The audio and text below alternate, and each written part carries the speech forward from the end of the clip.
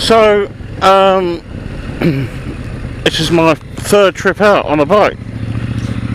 This January, I was out on Saturday with Harv.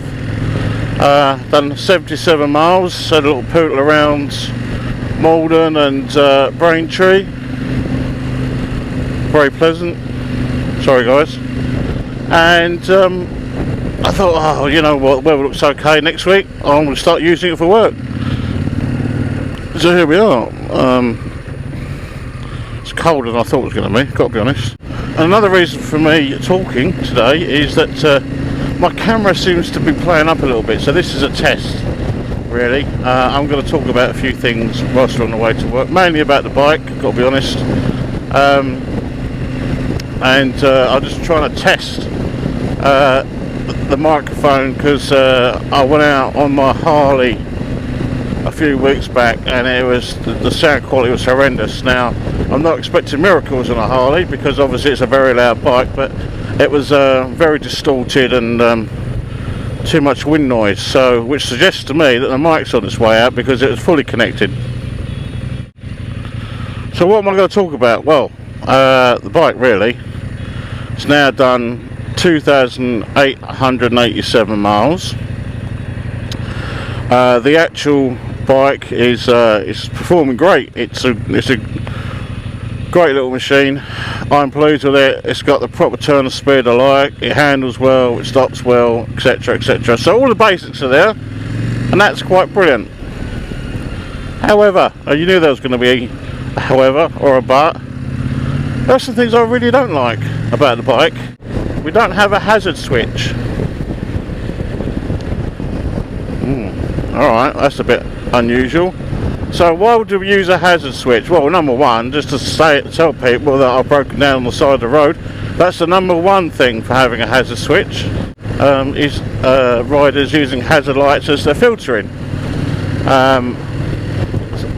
Personally, I don't bother, but I guess it's a bit of a comfort blanket thing and telling other people you're there with the hazard lights going. Yeah, if that works, that's fine. So that's not there. So there's no hazard light switch to warn others that you might be broken down the side of the road. So that's number one, hazard lights, or lack of therein. Number two, it's got to be the KTM My Ride app. Now this bike's got Bluetooth built in, and it's handy, but only really for music.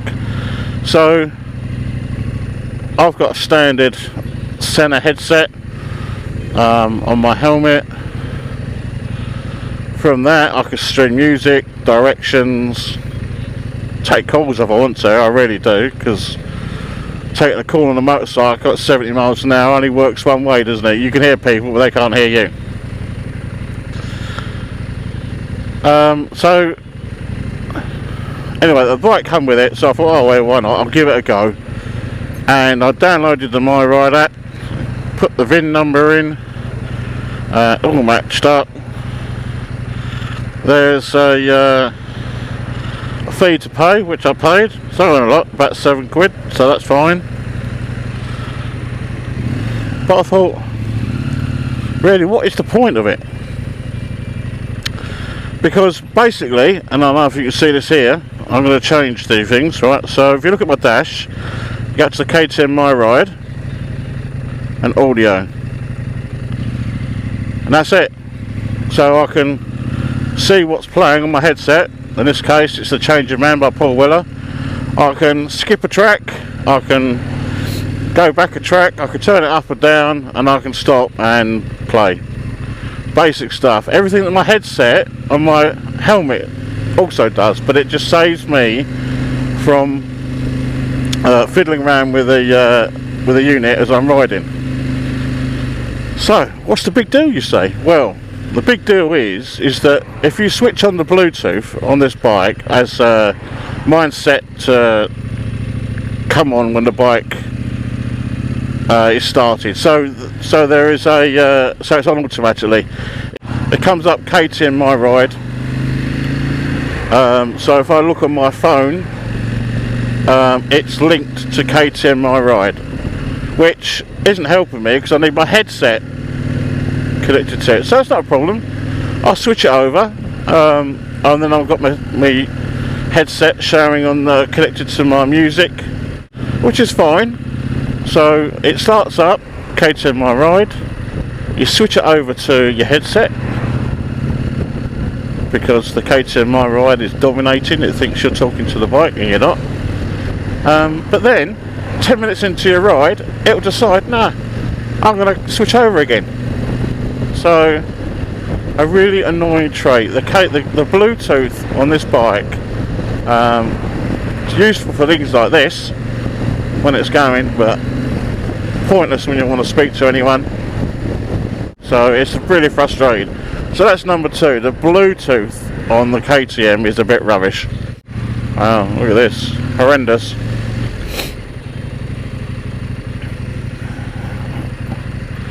Got to roll the bike now.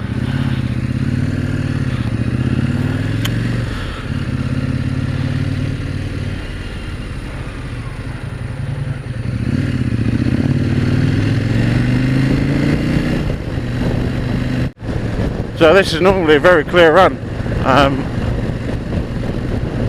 The roads are clearly all backed up.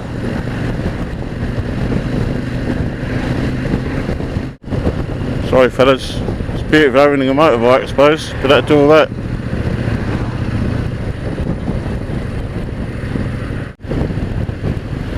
So what are the niggles? Well, I really don't like the fuel tank. And this bike has got 2 tanks. So why then does it show me at the bottom here fuel range more than 86 miles? So I put fuel in yesterday. Hang on, we're going to go around. So yesterday I filled up the bike. Since then I've done 24 miles, as you can see right there. I've got fuel consumption, which is showing me 61.2 UK miles per gallon, or UK gallons. I'm happy with that, that's great. Average speed 33, trip time 44 minutes. And down below, right down below, this one here, it says fuel range greater than 86. Oh, thanks. Is that it? Is that what I'm going to get? You're not going to say I've got 200 miles left in the tank? Because that's what I know I've got. So I don't understand the logic. Perhaps someone can explain it to me, why they're showing more than 86. And these are dual tanks. So I've been informed that the range is only true once you've used up the first tank. I want a bike to tell me exactly how much range I've got, or thereabouts. I know it's not an exact science. Greater than 86 in one tank, which is fine, but again, wouldn't it be nice to know if it was 100, 110, 80? I don't know. Anyway, any ideas on that, or if I'm misinterpreting things, let me know. Number 4 is a lack of an owner's manual. Now I've got an owner's manual in PDF format, and I can print that off, or print off the bits I want to see, but if you're a bit old like me, and you treasure your possessions like me, I like to be able to sit down with a cup of tea, and perhaps a slice of cake, and flick through the user manual on my brand new bike.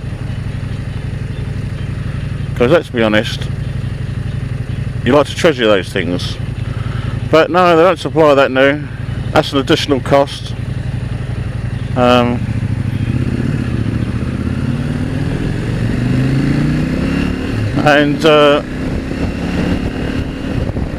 I'm a bit annoyed by that. That's a niggle. And I know all the manufacturers are doing it now.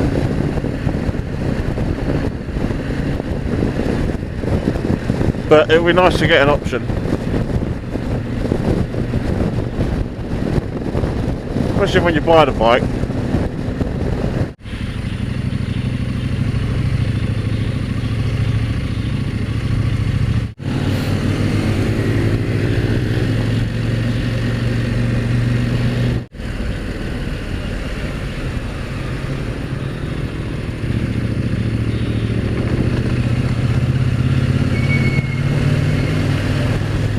All a bit Death Star, eh?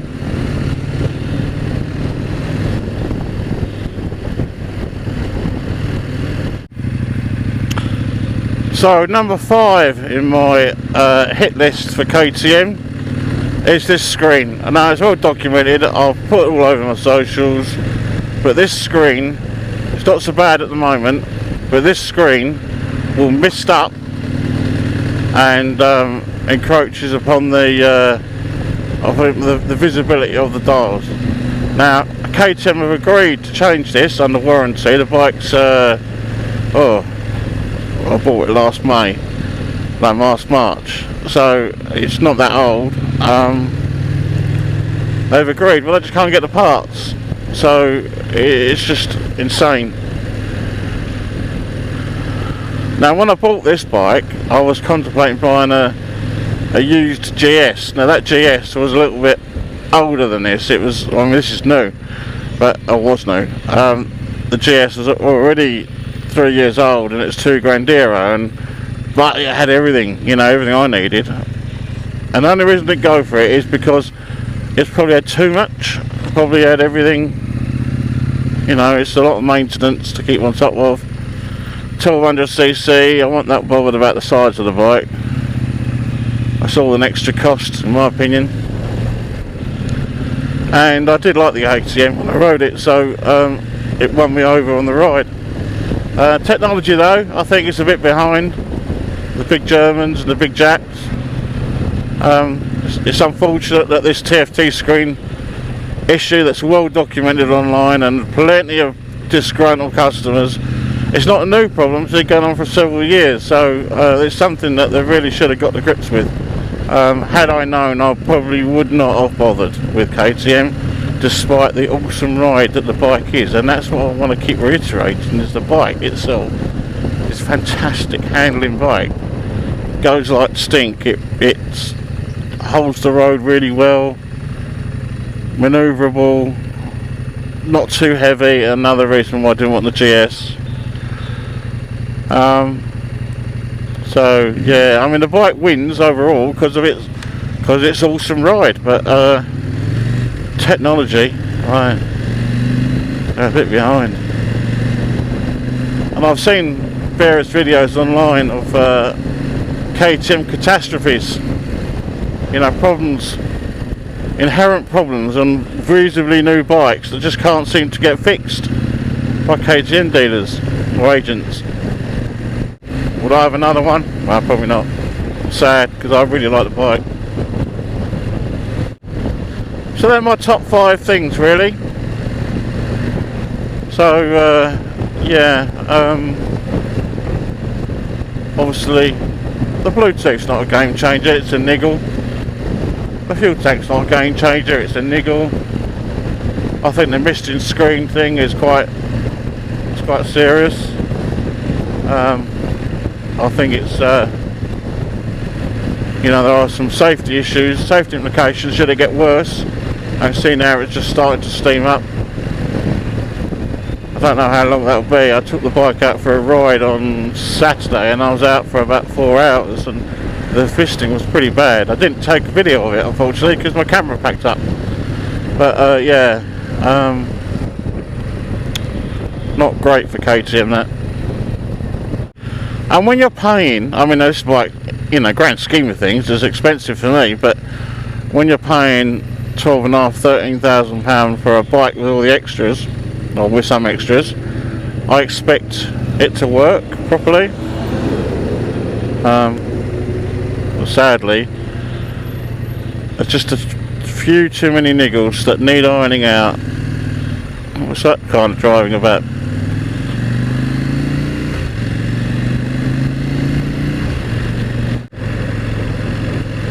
Yeah, you can see now, I don't know if you can see it on the camera, but it's definitely misting up more. So I've been travelling, I left my house at 8:30, so 7:30 rather, so that's 35 minutes.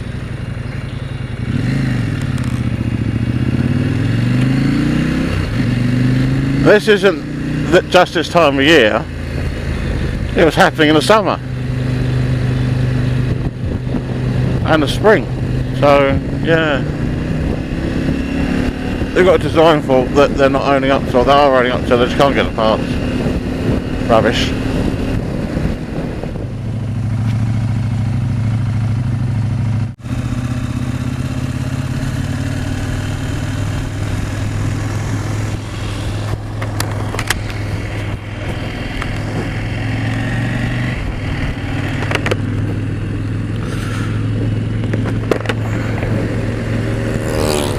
Well, look at this. 23 minutes past 4.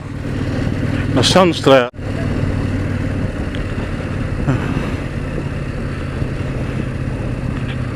You alright, mate? Hello?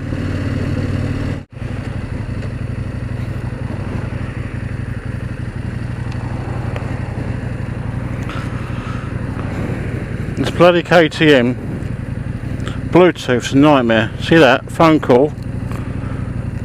Switched over to the KTM app.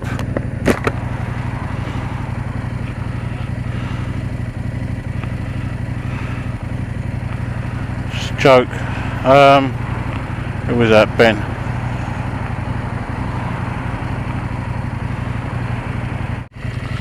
So that's a prime example why that Bluetooth doesn't work very well on this bike.